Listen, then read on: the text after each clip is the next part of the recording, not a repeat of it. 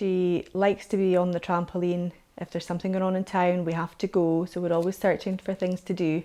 The noisier, the bumpier, the better it is for her. A real adrenaline junkie, really. That's her brownie badge, and she's a second. The brownies are all into sections, and she's a hedgehog, and then there's like foxes and whatever. I was 24 weeks pregnant, and it was a 17-year-old lad who was boy racing and lost control of his vehicle, and we were hit head on.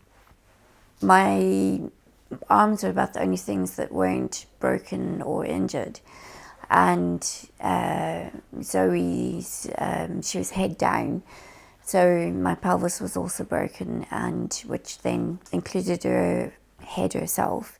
Heather was going in for an operation on her spine. We were in talking to one of the doctors about it, and he had asked what was happening with Zoe's care while this is happening, and well, nothing. My mum was coming up, and I was looking at, and I had to take time off work again, but I couldn't be at the hospital for Heather.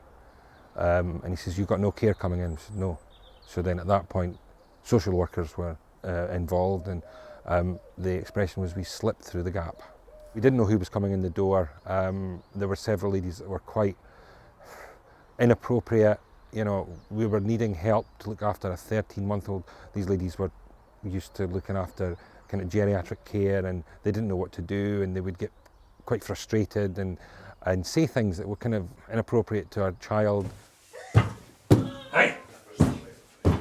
There's a monkey feet. Give me kisses. Hi. We then heard about SDS. We gave it a shot, and it transformed everything. I am a massive advocate of SDS.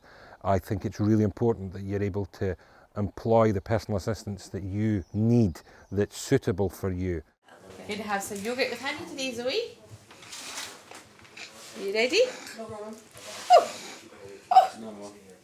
Do it, Sim.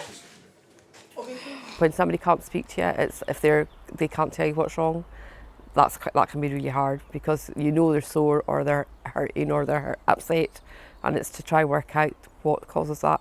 And if you can't, it's really heartbreaking. That's your shout, Tash. I don't think she can hear me over her dad. Hey. Yeah. That judder is when she's got fluid going up her esophagus. Right. Yes, we worked that one up. Yeah. Suzanne was slowly educating my family as to what brain injury is, and to live with. And she's done amazing work with my husband, who is nearly back to the man that I married. I know I'll never be the same woman that he married, but his understanding of me now is phenomenal, and I can honestly say that life has become more calm because of this. And but my concern also was that Suzanne needed support as well, and where was she going to find this? I think if people do decide to become PAs, the one good thing that they can do is register with the PA network.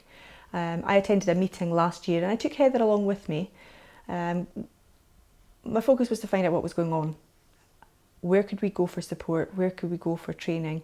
Training's vital in this job, especially because for a lot of people they're working on their own. One of the topics that was discussed at the PA network meeting where we first met Heather and Suzanne was PA training.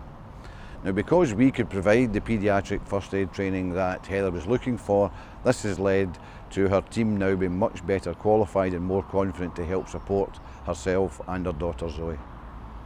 Being a personal assistant, I love it. I really do, I love it.